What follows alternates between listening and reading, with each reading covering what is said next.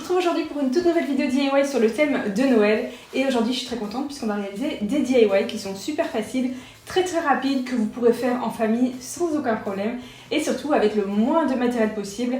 Et en plus, si vous n'avez pas le même matériel que moi, vous faites comme d'habitude, hein. Vous pouvez vous en inspirer un petit peu ou beaucoup, c'est à vous de voir, mais n'hésitez pas à remplacer quand c'est nécessaire parce que vous avez à la maison. En tout cas, j'espère que ces DIY vont vous plaire, qu'ils vont vous inspirer. Si c'est le cas, n'hésitez pas à me soutenir en mettant un petit like à cette vidéo. Et si ce n'est pas déjà le cas, eh bien n'hésitez pas à vous abonner et à activer les notifications, comme ça vous serez renseignés dès que je sors une vidéo. Maintenant, c'est parti, on y va!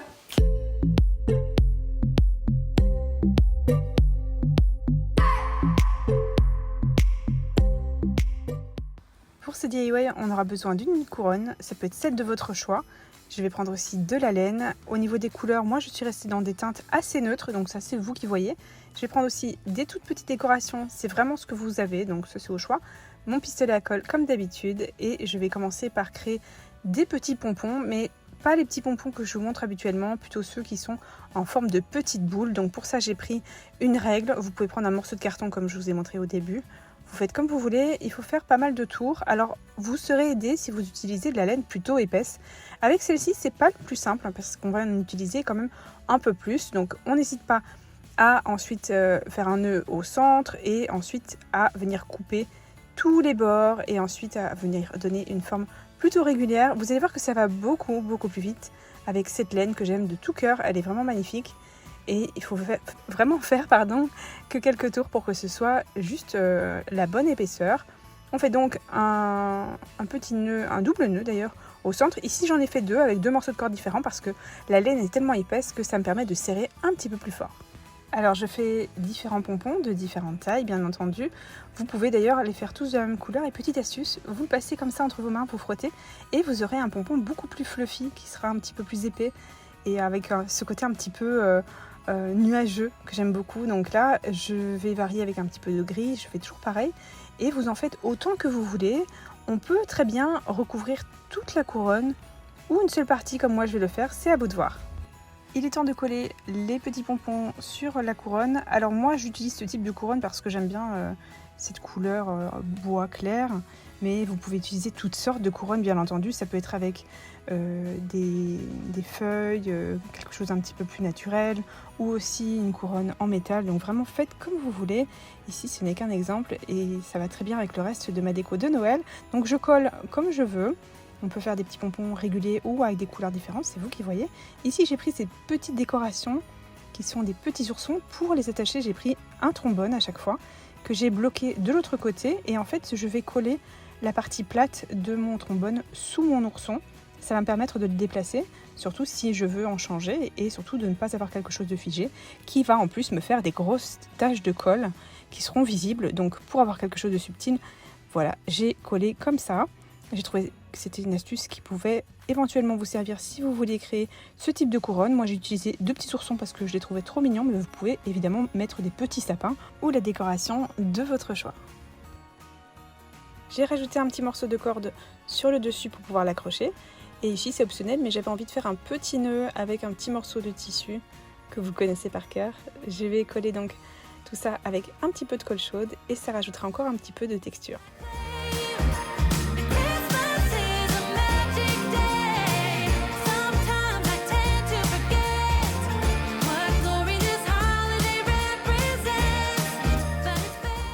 Une fois, je vais vous montrer ce qui se passe en coulisses après un DIY, surtout après avoir filmé un DIY comme celui-ci. C'est l'occasion pour moi de vous montrer mon Yeti Mob Station. Je réalise cette vidéo en collaboration avec la marque et j'en suis vraiment ravie. Je peux nettoyer pendant ce temps-là mon studio, mon bureau pendant que je suis en train de travailler. C'est un vrai bonheur. Donc là, puissance d'aspiration, elle est hyper forte, j'en suis très contente, mais c'est pas juste un aspirateur, c'est ça qui est vraiment cool. Donc là, il m'a retiré une quantité impressionnante alors que j'ai fait uniquement le bureau, mais le plus important, ça se passe en bas. Ce n'est pas juste un aspirateur, c'est une mop station, c'est-à-dire qu'il est muni de petites serpillières et il va surtout nettoyer et s'auto-nettoyer tout seul puisque c'est une station de lavage. Pour le mettre en route, j'ai utilisé le QR code super rapide.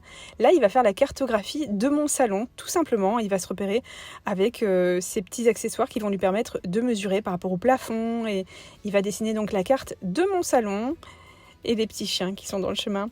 Il va retourner ensuite à sa place tout seul et je vais remplir le réceptacle de droite qui sera l'eau qui sera claire et celui de droite l'eau sale. Donc là, il est temps d'installer les deux petites serpillières parce que c'est vraiment ce qui en fait un outil indispensable et c'est vraiment son côté magique. Je l'aime trop. Je suis ravie de réaliser cette collaboration. Comme vous pouvez le voir, Jack est très content d'être en collaboration avec Lydie aussi.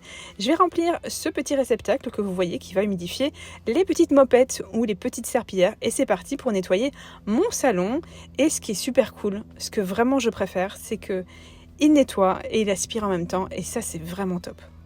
Il est déconseillé d'utiliser des produits dans le robot, mais vous pouvez très bien en disposer sur le sol comme moi je fais et vous aurez un sol qui est impeccable. C'est un vrai bonheur. Il retourne tout seul en fait à la Mop Station pour nettoyer les petites serpillières et c'est à ça que servent les deux réceptacles. Donc il va utiliser de l'eau claire bien entendu à droite et comme vous pouvez le voir à l'écran, la partie à gauche va se remplir. Alors ça va pas être hyper sale, en tout cas c'est ce que je pensais parce que mon salon n'était pas hyper sale, mais regardez, il a fait un bon travail. Il va ensuite rajouter un petit peu d'air chaud pour pouvoir sécher et que ce soit pas trop mouillé et ensuite je suis passée à une autre partie de la maison où j'avais une grosse tache de café comme vous pouvez le voir.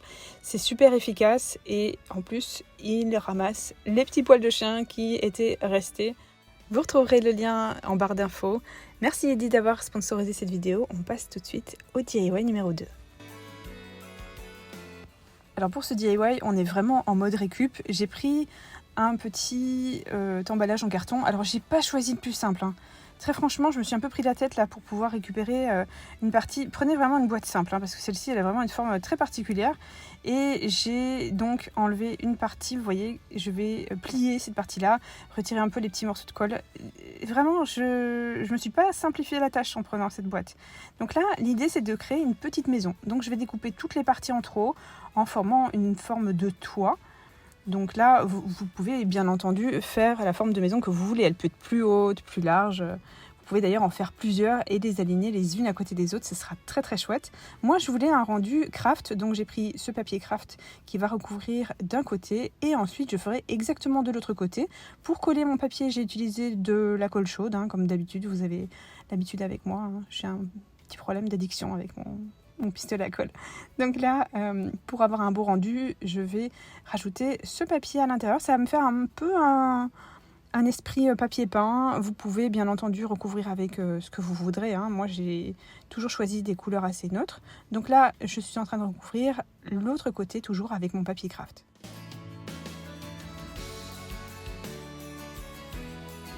Maintenant, je vais coller les côtés les uns aux autres. Est-ce que prendre de la colle chaude, c'est la meilleure idée ? Je ne pense pas. Ça peut dégouliner dans tous les sens, donc prenez de la colle pour loisirs créatifs, ce sera très bien. Je vais donc recouvrir maintenant l'autre côté. Ça évitera qu'on voit les ingrédients qu'il y avait dans la boîte. Donc là, je vais recouvrir le sol avec un petit peu de tissu polaire. Ça va me permettre de créer un petit peu comme un tapis de neige. Je vous ai déjà montré ce tissu que je trouve très très chouette. Et je vais donc découper ce qui dépasse. Évidemment, vous pouvez utiliser ce que vous voulez pour faire le sol. Je vais prendre des petits sapins, des petites décorations en fait que j'avais déjà, des petits morceaux de bois pour créer des petits rondins sur le côté. Et je vais rajouter cette petite pancarte, cette fausse pancarte, avec un petit peu de ficelle, faire un petit nœud. Je vais ensuite coller tout ça sur une petite étoile que j'avais déjà aussi, qui est en bois.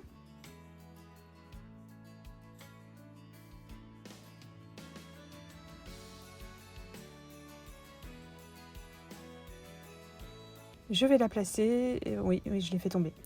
Je vais maintenant rajouter cette petite voiture que vous avez déjà vue il y a 3 ans dans un DIY de Noël. Vous rajouterez les décorations qui vous feront plaisir. Vous pouvez, comme je vous l'ai dit, en faire plusieurs et ce sera très sympa.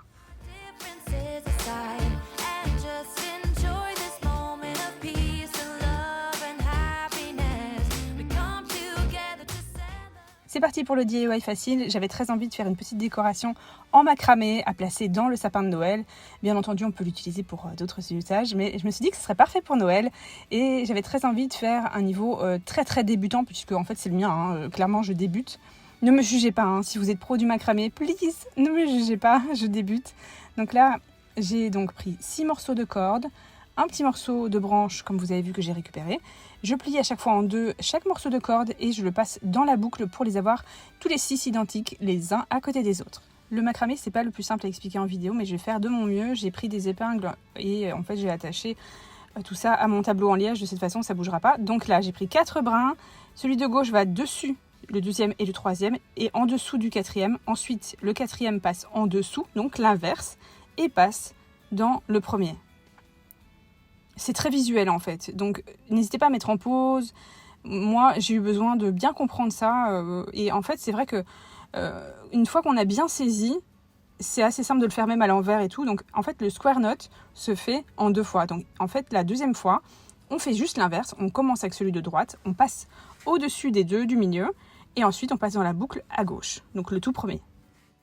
Donc là, on a fait notre premier square knot. On va faire exactement pareil au centre. Alors j'ai accéléré, mais n'hésitez pas à repasser la première partie si vous avez besoin. Les images parlent tellement d'elles-mêmes que même mon blabla n'est pas nécessaire.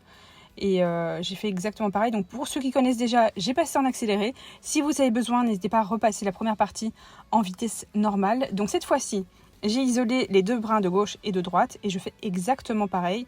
Donc ici, on en aura un à gauche, un à droite. Vous voyez, à chaque fois, c'est dans le même sens. Et on fait exactement pareil pour le deuxième.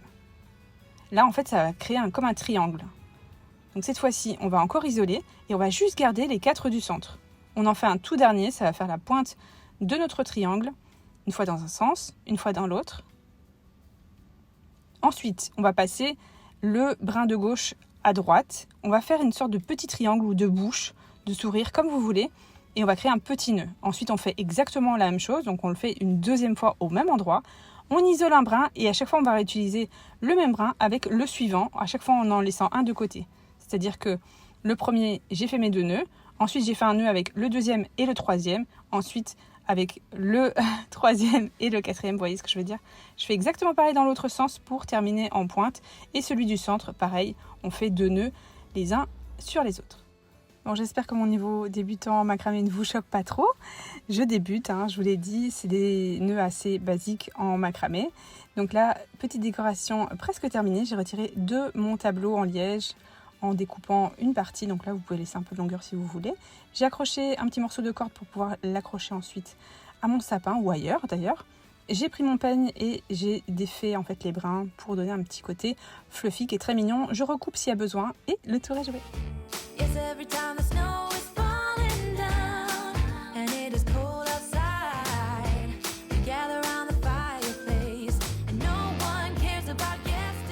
J'espère que ces DIY vous auront plu, surtout n'hésitez pas à me partager votre préféré dans les commentaires, ainsi que toutes les idées que vous voulez pour de prochaines vidéos. Moi je vous dis à très vite, merci d'avoir regardé et prenez grand soin de vous. Bye!